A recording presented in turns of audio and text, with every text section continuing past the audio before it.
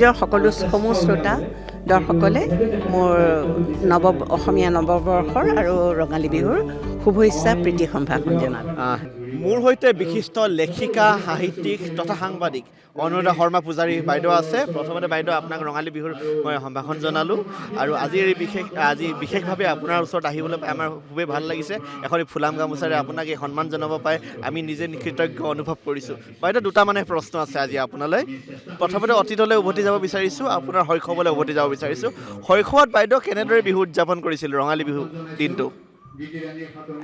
আমাৰ ঘৰত পৰম্পৰাগতভাৱে বিহু হৈছিলে, যেনে হুঁচৰি আমাৰ চোতাললৈ আহিছিলে আৰু হুঁচৰি অহাৰ কাৰণে আমি আগদিনাখনৰ পৰাই বটাবিলাক চাফা কৰিছিলোঁ। কোৰ্চাৰে কৰা এখন ঢাকনি থাকে, তাত তামোল পাণ দিব লাগে, সেইবিলাক আমি সৰুৰে পৰাই শিকিছিলোঁ।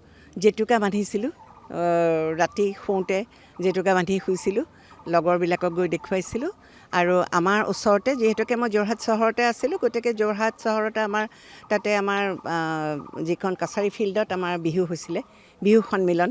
আৰু বিহু সন্মিলনলৈ আমি তাত প্ৰতিযোগিতাবিলাক হৈছিলে আৰু প্ৰতিযোগিতাবিলাকত নাচিবৰ কাৰণে মাহঁতৰ মুগা ৰিহা মেখেলা পিন্ধি আৰু গৈ বহি আছিলোঁ। এবাৰ তেনেকৈ দলটো আমি গোটেইবোৰ গ'লোঁ, সেনেকৈ গ'লোঁ। কিবা কাৰণত মই বহিয়ে থাকিলোঁ, দিনটো বহি থাকিলোঁ, কিন্তু মোৰ নামটোৱে নামাতিলে। বিৰাট দুখ আৰু কান্দি কান্দি ঘৰলৈ আহিছোঁ, মোৰ যে নামটোৱে নামাতিলে। আচলতে ক'ৰবাত দিওঁতে ভুল হ'ল তেনেকুৱা, সেইবোৰ দুখো আছে। তাৰপিছতে আমাৰ ৰাতিলৈ যিবোৰ ফাংচন হৈছিলে বিহুৰ সন্মিলনৰ, এতিয়াও মনত আছে। পুৰণি যিবিলাক মুনীন দত্ত, ৰিদীপ দত্ত, মহানন্দ বৰুৱা, এইবিলাকৰ গানবিলাক তেওঁলোকে গায়, ভূপেন হাজৰিকা, জয়ন্ত হাজৰিকা, এইবিলাক যায়।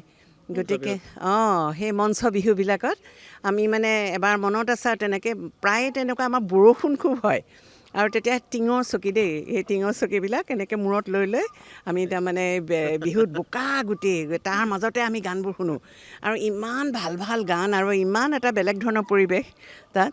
গতিকে খুব মনত পৰে। মইতো যোৰহাটৰ, গতিকে যোৰহাটৰ কাছাৰী ফিল্ডৰ সেই মঞ্চ বিহুলৈ মনত পৰে।